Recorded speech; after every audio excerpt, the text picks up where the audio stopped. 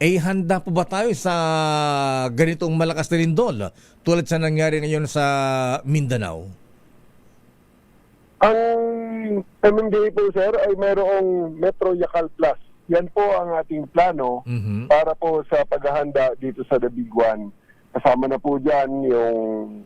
Well, bago ang details yan, sir, meron rin tayong palaging nakikiisa ang MMDA together with the local government units sa ating NSED, yung National Simultaneous Earthquake Drill. At dito sa Metro Manila, ang pinaka-oplan natin, ang pinaka-plano natin ay ang Metro Yacal Plus, kung saan pinag-aralan natin ang terrain ng Metro Manila at dinivide natin sa 4 na quadrants ang buong Metro Manila, North, East, saka West, saka South.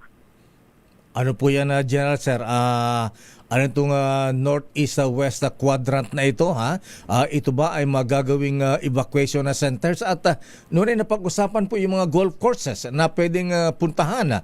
Ano ba ang plano po ng MMDA, General Torres, sir? Opo. Ang 4 na quadrants po ay naka-design para maging self-sufficient. Bawat isa sa kanila ay may sariling mga sistema na pwedeng magtustos habang ang